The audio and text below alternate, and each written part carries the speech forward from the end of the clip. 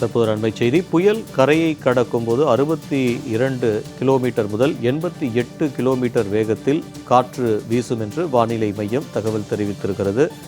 வருகிற 27ஆம் தேதி மோன்தா புயல் உருவாக இருக்கிறது.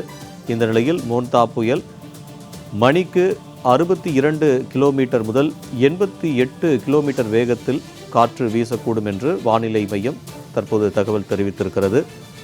கூடுதல் விவரங்களை செய்தியாளர் லாவண்யா வழங்க கேட்கலாம். லாவண்யா, விவரம். வணக்கம். அக்டோபர் 27ஆம் தேதி வங்கக்கடலில் மோன்தா புயல் உருவாகும் என ஏற்கனவே இந்திய வானிலை ஆய்வு மையம் தெரிவித்திருந்த நிலையில் தற்பொழுது அக்டோபர் 28ஆம் தேதி அந்த உருவாகியிருக்க புயலானது அதி தீவிரமான ஒரு புயலாக உருமாறும் என இந்திய வானிலை ஆய்வு மையம் வெளியிட்டிருக்கக்கூடிய அந்த வரைபடம் விளக்கி இருக்கிறது. புயல் என்பது மையப்பகுதியை நோக்கி வீசும் காற்றினுடைய வேகம் 62 கிலோமீட்டர் முதல் 88 கிலோமீட்டர் வரை செல்லும் போது அதற்கு புயல் என பெயரிடப்படும். அது ஒரு புயலாக கருதப்படும்.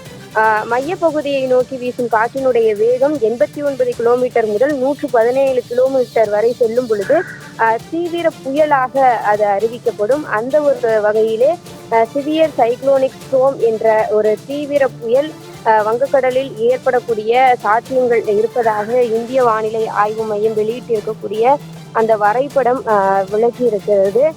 மேலும் ஒரு புயலாக வலுப்பெறும் பொழுது அதற்கு உண்டான பல்வேறு தாக்கங்கள் இருக்கும். அதாவது அதனை ஒட்டி இருக்கக்கூடிய பகுதிகளில் பரவலான ஒரு மழைப்பொழிவு இருக்கும். அதே போல காற்றினுடைய வேகம், தரைக்காற்றினுடைய வேகம் அதிகரிக்கக்கூடிய சூழல் அதிகமாக இருக்கும். நிற்பதற்கு கூட முடியாத ஒரு வகையிலே தற்பொழுது இந்த காற்றழுத்த தாழ்வு மண்டலமானது சென்னையிலிருந்து பார்த்தீர்கள் என்று சொன்னால் 990 கிலோமீட்டர் ஒரு தொலைவிலே இருக்கிறது. அந்த ஒரு வகையிலே தற்பொழுது அடுத்தடுத்து அது வலுப்பெறக்கூடிய ஒரு சூழ்நிலை இருக்கிறது. ஆழ்ந்த காற்றழுத்த தாழ்வு மண்டலமாக மாறும், அதன் பிறகு புயலாக மாறும், அதன் பிறகு அதி தீவிர புயலாக உருமாறும்.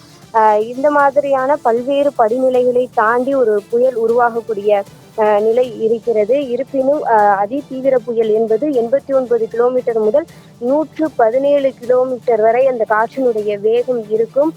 புயலுக்கு 62 கிலோமீட்டர் முதல் 88 கிலோமீட்டர் வரை அதனுடைய வேகம் இருப்பதாக இந்திய வானிலை ஆய்வு மையம் தெரிவித்திருக்கிறது. தகவலுக்கு நன்றி லாவண்யா.